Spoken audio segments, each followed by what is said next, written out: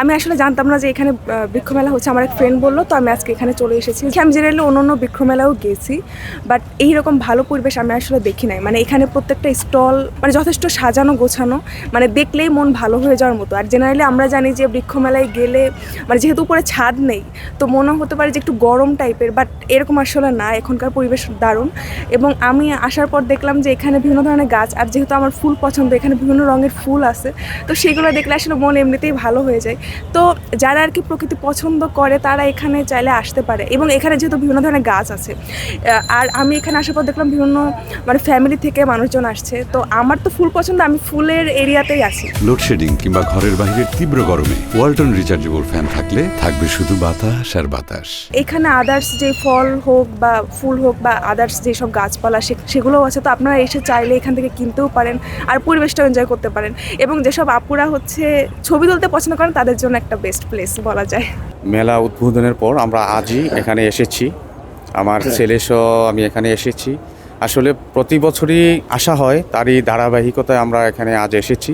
আসলে এখানে আসলে আমরা অনেক বৃক্ষের সাথে আমরা পরিচিত হতে পারি, বিশেষ করে ফলজ, বনজ এবং বিভিন্ন ঔষধি গাছ সহ এখানে বিপুল গাছের সমারোহ হয়। অর্থাৎ আমরা এগুলো দেখে আমরা অনেক কিছু জানতে পারি, শিখতে পারি এবং আমাদের প্রজন্মকে আমরা এইগুলি নিয়ে কথা বলার বা দেখার সুযোগ করে দিতে পারি। এটা আসলে সরকারের এক বিশাল উদ্যোগ এবং এই উদ্যোগ, এই মেলা প্রতি বছর হোক বা বছরে একাধিকবারও হতে পারে আমরা মনে করি। কারণ যেহেতু এই মেলাটি আমাদের সকলের জন্য জানার, শেখার এবং বোঝার, আমাদের পরিবেশের জন্য অনেক উপকার। এই মেলার বিভিন্ন স্টল, বিভিন্ন গাছ সম্পর্কে পরিচিতি হয়, বিভিন্ন ফল গাছ সম্পর্কে পরিচিতি হয়।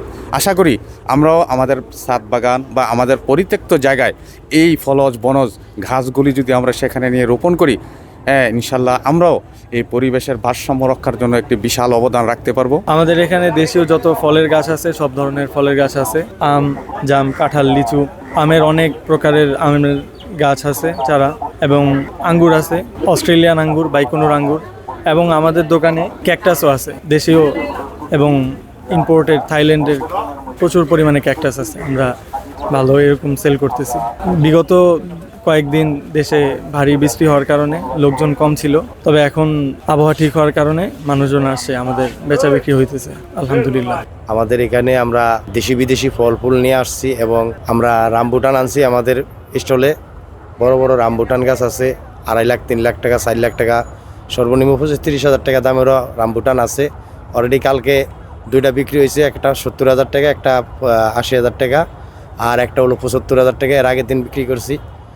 আর বৃষ্টির জন্য হয়তো আমরা এই কি জানি মেলাটা জমাইতে পারছি না। এখন মোটামুটি ভালোই ভিড় হইতেছে, ভালোই জমজমাট হয়েছে, ভালো কাস্টমার আসতেছে। আমাদের এখানে অনেক গাছ আছে, পার্সিমন আছে, বিশাল বড় গাছ, কিনক চাকাবাদ আছে। আমের ভ্যারাইটির কোনো শেষ নাই, আমের ভ্যারাইটি অনেক আছে। মাম্মি সবেদা আছে বিদেশি হয়, তারপরে আপনার কি কয় আঙ্গুর আছে, বাইগনু যেটা বলে, লঙ্গান আছে, বিভিন্ন ভ্যারাইটি আছে। মিষ্টি জলপাই আছে, বিভিন্ন অনেক আইটেম আছে আমাদের এখানে। সে আইটেম সব বইলে শেষ করতে পারবো না।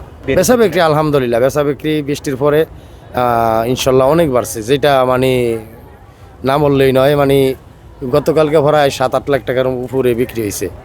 আর আজকে পর্যন্ত আমরা ক্যাশে টান দিই না, রাত্রে টান দেয় আর কি। তাও মোটামুটি আজকে ভালো বিক্রি হবে, তাও 4-5 লাখ টাকার সারিয়ে দেবে ইনশাল্লাহ, আশা রাখি আর কি।